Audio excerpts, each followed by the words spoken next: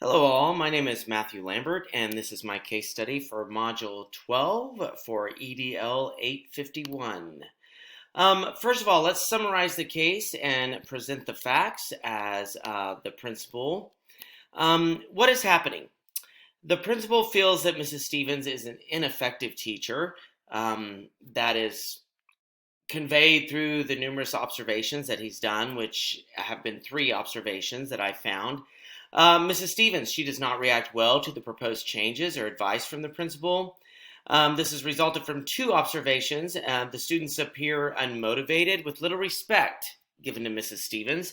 She takes no responsibility for her lack of classroom management. The principal put a notice in Mrs. Stevens' mailbox requesting a meeting after the formal observation, which I'll touch on a little later. And Mrs. Stevens places blame on the classroom behavior due to the principal's presence in the classroom. And she feels attacked, conveys that she's never been giving any advice or practical advice or ideas from the principal or any mentor teacher. She mentions a supervisor, which I assume that's her mentor teacher. And she disagrees with the evaluation, and she's threatening legal action if her contract is not renewed. When and where did this occur? It occurred on a Thursday. A post-visitation conference was held with Mrs. Stevens.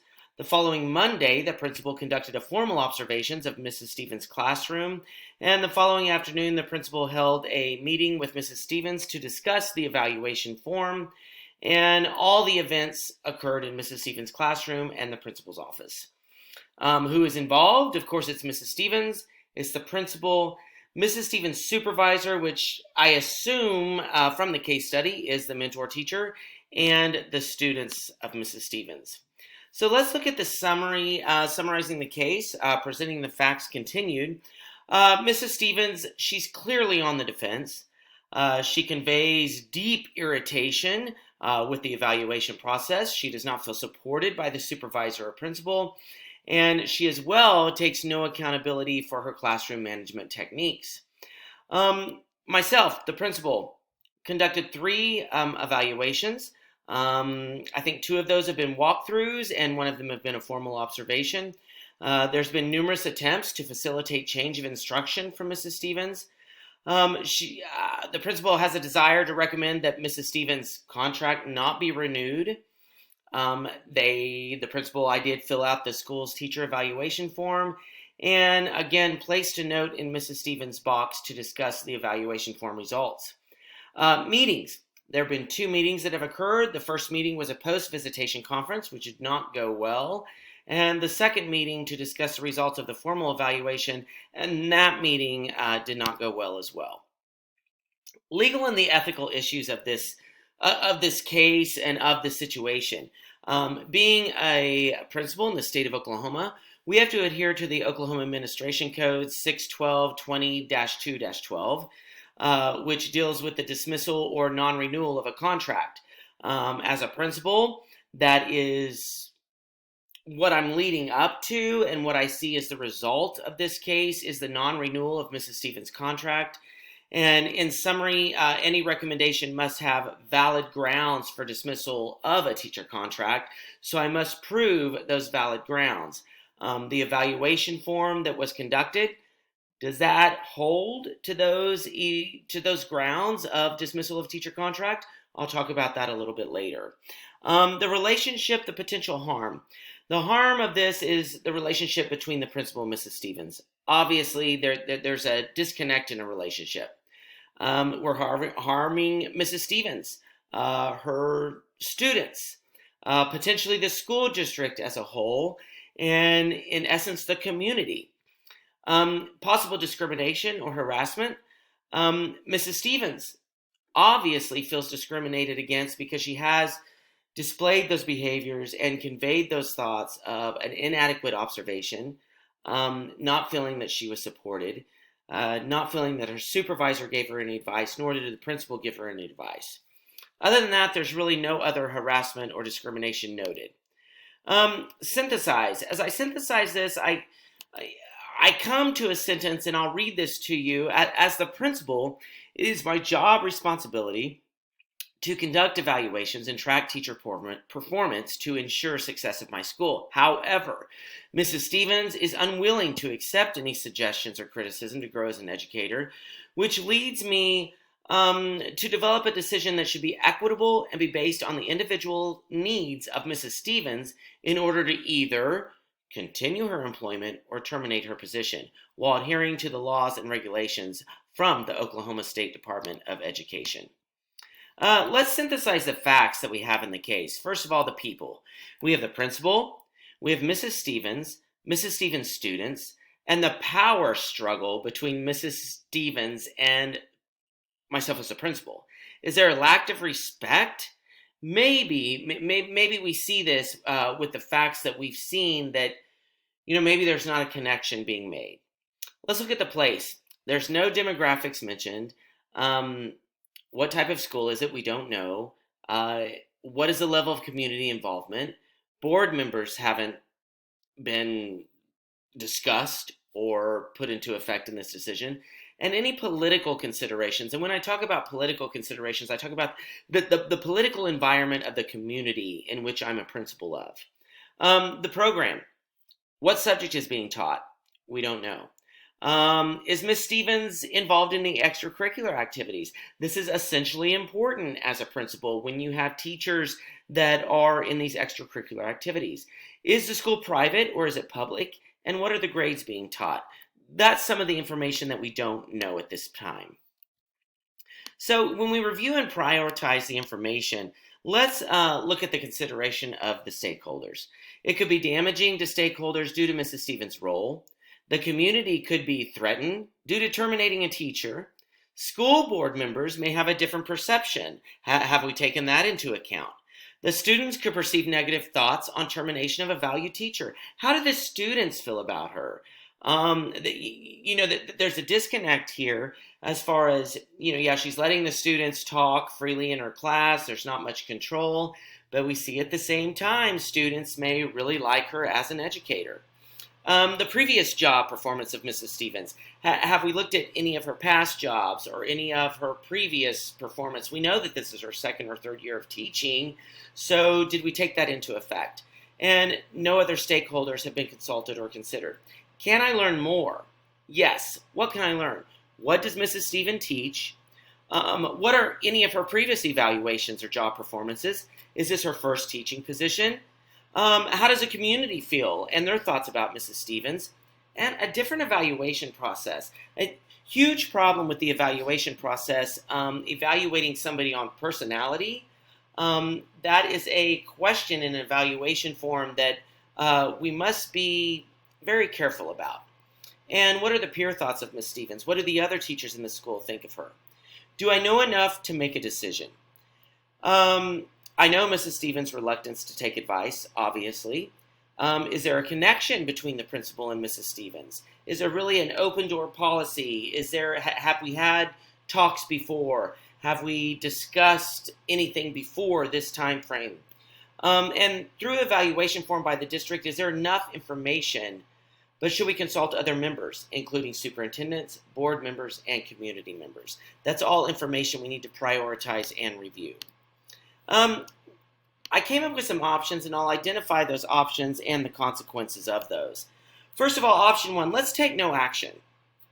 We'll allow Ms. Stevens to continue her teaching methods with no accountability for results, and just hopefully feel like, oh yeah, maybe we'll gain better results during the next year of Mrs. Stevens' employment. Option two, the most comprehensive. Let's strive to make more valid connection with Ms. Stevens. Formulate a more comprehensive evaluation form. Of course, this evaluation form that we saw, that the principal that I conducted, was extremely lacking. Develop a more open, honest communication. Suggest curriculum change to gain student engagement, and consult another mentor teacher, that supervisor that she talked about, that she had so many problems with. Are they good for her? Let's try to find somebody new, or try to empower that teacher to give her more critique and more advice.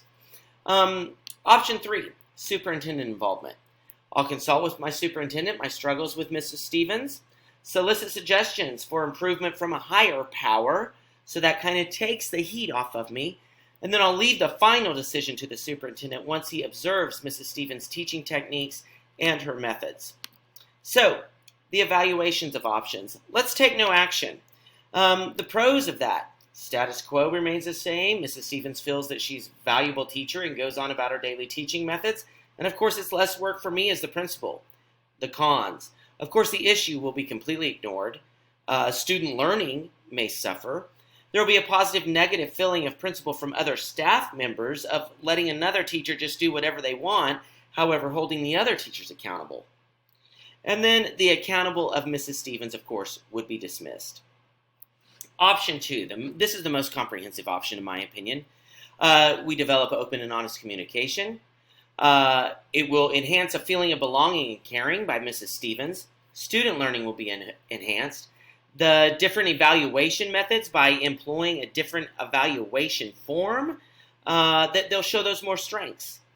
Student engagement will be on a higher level, and Mrs. Stevens will be supported, and collaboration will be the mindset, which that's our main goal. The cons. Mrs. Stevens may not be willing to endure another evaluation. The mentor teacher will be overworked. She'll be like, whoa, you're putting too much on me. I don't need to do any more of this. And, of course, Mrs. Stevens may not agree to a more comprehensive evaluation form. And then the pros of involving the superintendent in the construction of that. The principal will move the issue out of their hands. That's a pro. Superintendent will be the one to make the final decision, so that takes everything off me. And, of course, the superintendent will conduct the evaluation. The cons of this. That could give the superintendent the feeling that the principal, myself, am not capable of doing my job.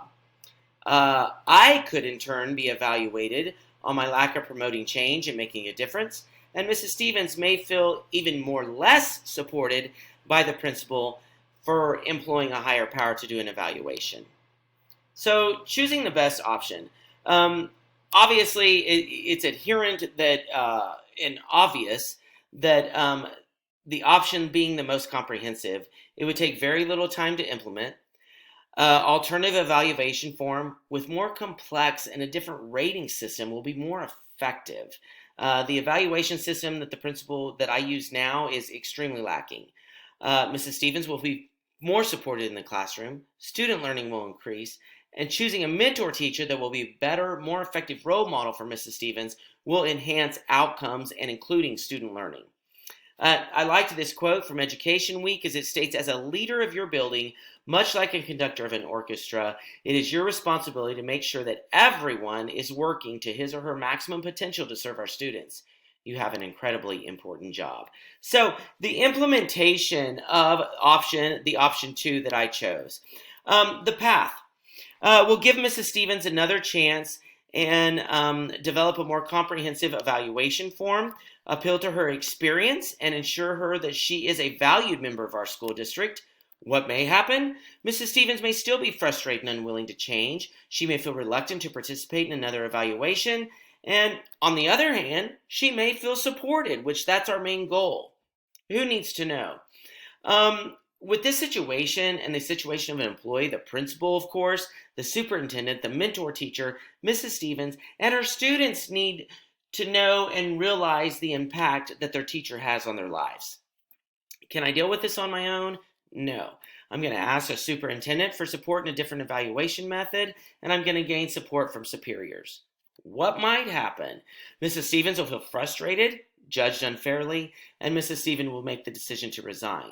However, another part of that is she stated before she may take legal action for an unfair evaluation system. What if my plan doesn't work? If my plan doesn't work, I think I'll ask for superintendent involvement, and maybe it's time to just cut ties. Maybe Miss Stevens isn't willing to change, she's not willing to comply, so let's cut the ties and ask Mrs. Stevens to resign, and then develop a job listing and try to continue the hiring process to fulfill her position. So I'd like to close with the standard integration, building professional capacity. By refocusing on teacher growth and development, the driving purpose behind teacher evaluation, and taking stock of what works in their own state and others around the country, leaders can make their systems more responsive, more trustworthy, and more impactful on teacher learning and teacher achievement. These are my references I use. I want to close with making a connection is the biggest priority as an administrator, and I will strive to do that. Thank you.